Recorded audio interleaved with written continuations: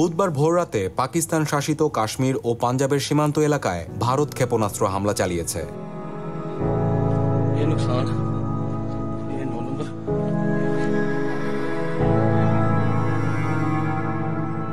এই ঘটনায় তাৎক্ষণিকভাবে বিশ্ব নেতারা তাদের প্রতিক্রিয়া জানিয়েছেন। It's a shame we just heard about it just as we were walking in the doors of the Oval. Just heard about it. মার্কিন প্রেসিডেন্ট ডোনাল্ড ট্রাম্প হোয়াইট হাউসের সাংবাদিকদের বলেন, এটা লজ্জাজনক, আমরা এইমাত্র এটি সম্পর্কে শুনলাম। তিনি আরো বলেন, আমার মনে হয় মানুষ বুঝতে পারছিল যে কিছু ঘটতে চলেছে। তারা দীর্ঘকাল ধরে লড়াই করছে। আশা করি এটি খুব দ্রুত শেষ হবে। No, I just hope it ends very quickly. 中方反对一切形式的恐怖主义。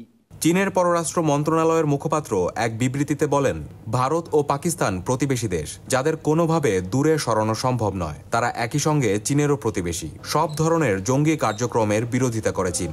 শান্তি ও স্থিতিশীলতাকে প্রাধান্য দেওয়া, শান্ত ও ধৈর্যশীল থাকা এবং পরিস্থিতিকে আরও জটিল করে তুলতে পারে এমন পদক্ষেপ নেওয়া থেকে বিরত থাকতে আমরা ভারত ও পাকিস্তান উভয়কে আহ্বান জানাচ্ছি, বলেন তাদের মুখপাত্র।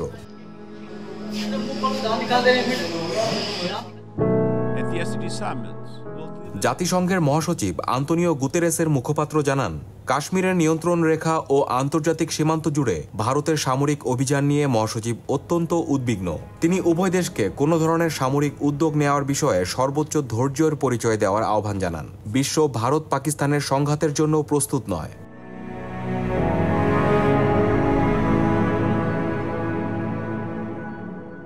রাশিয়ার পররাষ্ট্র মন্ত্রণালয় জানিয়েছে, তারা ভারত পাকিস্তানের মধ্যে সামরিক সংঘাতের মাত্রা বেড়ে যাওয়ার বিষয়টি নিয়ে গভীরভাবে উদ্বিগ্ন।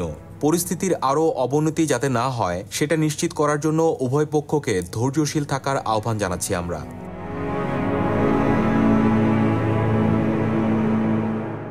ফরাসি পররাষ্ট্রমন্ত্রী জন-নোয়েল বাখো TF1 টিভিকে দেওয়া সাক্ষাৎকারে বলেন, আমরা বুঝতে পারছি ভারত ধারাবাহিক জঙ্গি হামলার হাত থেকে নিজেদেরকে সুরক্ষিত রাখতে চায়। তবে অবশ্যই আমরা ভারত ও পাকিস্তানকে ধৈর্যশীল থাকার জন্য আহ্বান জানাই, যাতে পরিস্থিতির আরও অবনতি না হয় এবং বেসামরিক মানুষ সুরক্ষা পায়।